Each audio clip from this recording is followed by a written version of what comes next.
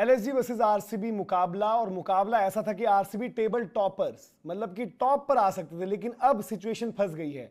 ऐसा नहीं है, ना मैं डराऊंगा ना मैं आरसीबी को ट्रोल करूंगा कि आरसीबी टॉप 4 से ही बाहर हो जाएगी, लेकिन अगर आरसीबी टॉप 2 भी मिस करती है ना तो बहुत बड़ा शॉक होगा कंसीडरिंग जिस तरीके का कंपटीशन रहा इस सीजन। बट आरसीबी भी वही गलती कर रही है जो बाकी टीम्स कर रही हैं, और आरसीबी वक्त रहते हम बार बार रिमाइंड कराते रहे कि wake up call, wake up call, wake up call.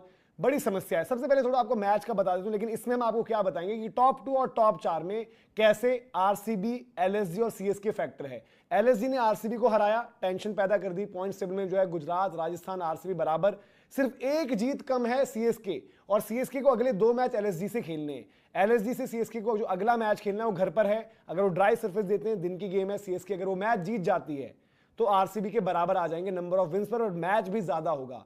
वहीं आरसीबी को अगला खेलना है मुंबई इंडियंस के साथ। तो फ्रेंड्स, अभी आप देख रहे थे गेम चेंजर पर मनोज जिमरे ने जो आरसीबी के अंदर क्या चेंजेस करने हैं और आरसीबी प्लेऑफ के लिए टॉप 2 में पहुंचेगी या नहीं, और कौन सी टीम्स का रोड़ा बन सीरीज पर डिस्कशन किया गया है। और क्रिकेट लवर जो पर पहली बार आए तो चैनल को लाइक शेयर सब्सक्राइब जरूर रखिए और पूरा एनालिसिस सुन के जाइए। साथ ये मैच रायपुर में होगा, आरसीबी का सेकंड अडॉप्टेड होम इस सीजन।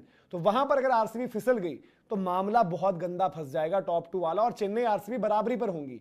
लेकिन आरसीबी की क्या कमियां हैं, क्या गलतियां हैं, क्या बदलाव वो कर सकते हैं जिनसे उनकी टीम यहां से निकल पाए, और क्यों आरसीबी ये गलती कर रही है। प्लस जो फिल सॉल्ट की इंजरी है एक बहुत बड़ा सरदर्द बन चुकी है।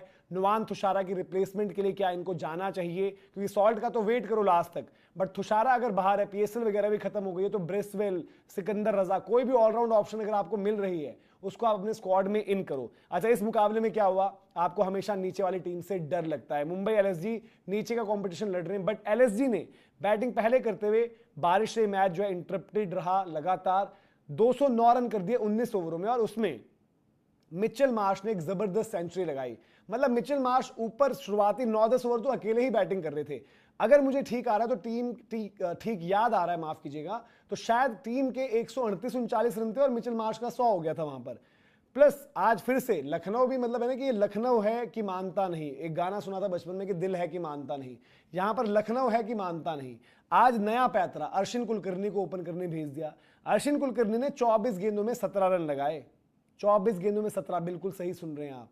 फिर आए निकोलस पूरन नंबर 3, 23 पर 38। ऋषभ पंत की फिनिश का जो है एक असर पड़ा, 10 गेंदों पर 32 और लास्ट 3 बॉलों पर ऋषभ पंत ने 2 छक्के 1 चौके लगाए थे, 16 रन। तो मैच में बहुत बड़ा इंपैक्ट वो डाल दिए। जब आप एंड रिजल्ट देखते हो कि रिवाइज टारगेट जब मिला तो लखनऊ जो है 9 रन से जीता। बहुत बड़ा फर्क ऋषभ पंत ने जो 10 गेंदें खेली उनका रहा। अब प्रॉब्लम आरसीबी के लिए यहां पर क्या है, आप समझें। आरसीबी चेज में आए, विराट कोहली का जो है दूसरी गेंद पर डंडा बाहर, प्रिंस ने जैकब बेथल को जो है मोहम्मद शमी ने आउट कर दिया। पाटीदार पड्डिकल ने एक पार्टनरशिप लगाई, तो उसके बाद आते हैं आपके Prince, again game changer. Prince आकर जो है पड्डिकल को आउट कर देते हैं, उसी ओवर में जितेश को आउट कर देते हैं, मैच ऑलमोस्ट खत्म। शबाज और राठी जी जिनकी बहुत पिटाई करी थी पाटीदार ने, उनसे आपको इस मुकाबले में 7 ओवर निकालने हैं। मतलब उस टाइम तक राठी जी के 2 ओवर हो गए थे, शबाज के प्रॉपर 3 बचे हुए, राठी जी के 2, इनमें से किसी न किसी ओवर्स निकलवाने हैं। बट शबाज ने आकर पाटीदार को आउट कर दिया, फिर टिम डेविड ने छक्के लगाए, उनको भी आउट कर दिया। फिर भी मैच फंसता रहा, आखिर तक इधर उधर जाता रहा। लास्ट का over Digvesh Rathi 20 run, रोमेरो shepherd strike पर थे, जोन में बॉल मिली बट लेकिन पार नहीं लगा पाए। उससे पहले कृणाल पांड्या ने मोहम्मद शमी को 2 तगड़ी हिटें मारकर जो है मैच वापस बना दिया था। बट प्रॉब्लम ये हुई कि लास्ट में आरसीबी जो है शॉर्ट रहेगी 9 रन। अब यहां पर आरसीबी की कमियां क्या है, सबसे बड़ी जो कमी उनकी अभी एज ऑफ नाउ लग रही है वो हो रही है Jitesh Sharma. As a keeper batter खेल रहे हैं, टीम के वाइस कैप्टन टाइप भी हैं, कप्तानी भी पिछले सीजन करी है। इस सीजन जब जब जरूरत पड़ी तब वो फेल हुए। चाहे आप राजस्थान का मैच याद कर लो, चाहे आप दिल्ली का मैच याद कर लो, चाहे आप जीटी का मैच याद कर लो, चाहे आप ये मैच लखनऊ का कर लो। अगर वो आकर पाटीदार के साथ सिर्फ पार्टनरशिप लगा देते ना, सिर्फ पार्टनरशिप, रन बॉल भी खेलते, तब भी ये मैच आरसीबी जीत सकती थी, जिस तरीके की बॉलिंग ऑप्शंस लखनऊ लेकर चली थी। लखनऊ पर बहुत ज्यादा बात करने का फायदा नहीं है, बस उनकी बात तब होगी जब लखनऊ सीएसके की बात करेंगे।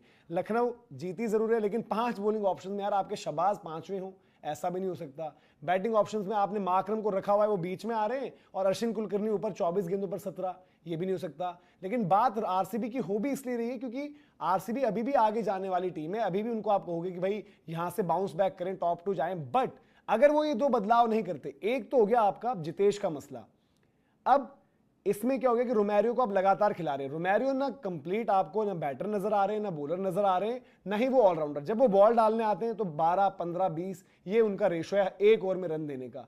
जब वो बैटिंग करने जब आ रहे हैं, कभी 2 चौके मार दिया, कभी 1 छक्का मार दिया, जब खत्म मैच और खाए। बट जब मैच जीताने की या फर्क डालने की बात है तो वहां पर कुछ नहीं कर पा रहे। तो ये उनके साथ प्रॉब्लम हो जा रही है। तो रोमेरियो और फिर एक सुयश भी है। क्या आप तीनों को बदल सकते हो? जवाब है ना। बट क्या आप इनमें 2 पर डिसीजन ले सकते हो? जवाब है हाँ। सुयश को शायद आप बैक कर जाओ, क्योंकि आपके पास स्पिन के ऑप्शन में अगर आप जाते भी हो स्वप्निल के पास, तो स्वप्निल कुणाल दोनों लेफ्ट आर्म स्पिन और हेजलवुड भी थोड़ा ठंडे चल रहे हैं। तो ये जो लाइनअप हम बता भी रहे हैं कि आरसीबी को जो बदलाव करके लेना चाहिए, उसमें प्रॉब्लम ये हो रही है कि भाई आपके पास बॉलिंग ऑप्शन सिर्फ 5 ही है। फिर छठा सातवां आप जेकब बेथल और वेंकी को देख रहे हो। एक केस में आपके लिए जो है जेकब डफी इन हो सकते हैं, अगर आरसीबी जो है पहले बैटिंग है आरसीबी की, तो आरसीबी 3 ओवरसीज प्लेयर्स के साथ स्टार्ट करे, जिसमें Jordan Cox wicket keeper batter हो, जॉश हेजलवुड हो आपके स्ट्राइक बॉलर जिनको स्ट्राइक बॉलर की तरह आना होगा, और तीसरा बंदा हो कौन? वो हो आपका फिनिशर टिम डेविड। आप बैटिंग कर रहे हो, पहले बैटिंग अच्छी चल गई, आपकी बैटिंग जो है 7 नंबर तक ही रहेगी। उस केस में आपको थोड़ा सा कोशिश करनी कि भाई कि ले जाओ आप बैटिंग डीप बढ़िया करके। आप फिर प्लेइंग 11 में जेकब बेथल को इंपैक्ट से अंदर ना डालकर जेकब डफी को डाल दो। डफी आपके लिए बॉल डाल देंगे, तो बॉलिंग ऑप्शंस आपके फिर 6 हो जाते हैं। बट अगर आप पहले बॉलिंग कर रहे हो तो तब आपके पास ये ऑप्शन नहीं रहेगा। उस केस में आपके जो 12 प्लेयर्स हैं वो मैं आपको बता देता हूं कि आप वेंकटेश अय्यर को लाकर ओपन कराओ। बेथल को नई बॉल में कभी कभार स्ट्रगल हो रहा है। वेंकी अय्यर जब जब आईपीएल में ऊपर बैटिंग करे हैं उनका इंपैक्ट रहा है। तो वेंकी, विराट कोहली आपके ओपनर्स। विराट कोहली से आरसीबी के लिए समहाउ ये मसला हो गया कि भाई कि 9वें 10वें ओवर तक विराट खेले, अदरवाइज ये कुछ भी करने कितना ही बढ़िया खेलने आरसीबी को प्रॉब्लम हो रही है। 3 नंबर पड्डिकली खेले, अभी तक उनका टूर्नामेंट अच्छा रहा है। 4 नंबर पाटीदार। अब आपके पास यहां पर जब आप बैटिंग पहले नहीं, मैं बाद की बात कर रहा हूं कि बॉल डाल रहे होंगे, तो कॉम्बिनेशन 5, 6, 7, अभी आप 5, 6, 7, 8 देखते हो तो आपको Tim David, Jitesh, Romario, Krunal ये नजर आते हैं। ये ऊपर के 4 हो गए। अब आपके पास 5, 6, 7 में पता है क्या ऑप्शंस हैं? जॉर्डन कॉक्स, जैकब बेथल और आपके टिम डेविड। बैटिंग ऑर्डर आप चेंज कर सकते हो एज पर सिचुएशन। 8वां नंबर आपके आगे Krunal Pandya, handy with the bat, but उनसे आप उतना बैट से रिलाई नहीं करोगे। But again handy with the bat, जितने मौके उनको मिले इंक्लूडिंग लास्ट साल वाला दिल्ली वाला मैच याद करो, रोमेरियो ने एक खलील को जरूर मारा, बट बाकी कृणाल ने फिर भी बेटर किया है। 8 ही हो गए। सुयश आपका एक स्पिनर हो गया वहां पर, जो रिस्ट स्पिनर है आपका। फिर आपका हेजलवुड, भुवी, ये आपके हो गए 11 + 1 12वां रसिक। क्योंकि अगर आप पहले बॉल डाल दोगे तो तब आप वो वाला ऑप्शन नहीं ले सकते यार कि हम बैटिंग अगर नहीं आती है तो जेकब डफी को ले आएंगे बेथल की जगह पर। इस केस में प्रॉब्लम क्या हो रही है? बॉलिंग ऑप्शंस क्या है? रसिक 1, भुवी 2, हेजलवुड 3, कृणाल 4 और 5वें आपके जो हम बात कर रहे हैं भाई, जिस तरीके से मामला फंस रहा है, सुयश की हमने बात कर ली, रसिक की हमने बात कर ली। अब इसके साथ क्या हो रहा है कि रसिक का अप एंड डाउन रहता है। सुयश के लिए बॉल टप्पे पर नहीं पड़ रहा है, छोटी बॉलें वो ज्यादा डाल रहे हैं। कृणाल और भुवी का सब कुछ ठीक चल रहा है।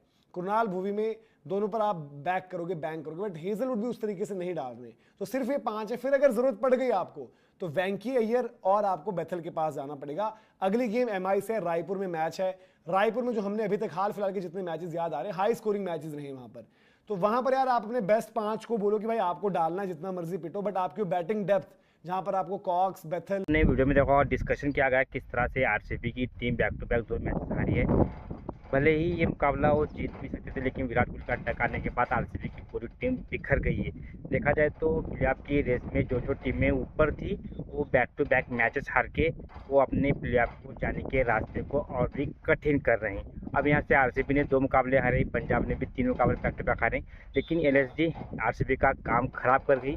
क्योंकि एक समय मैच बारिश चलता रहा, रुकता रहा, चलता रहा, रुकता रहा, लेकिन जो टारगेट 200 रन का सेट किया था एलएसजी ने, उनको 4 रन और ऐड करके मिल गए।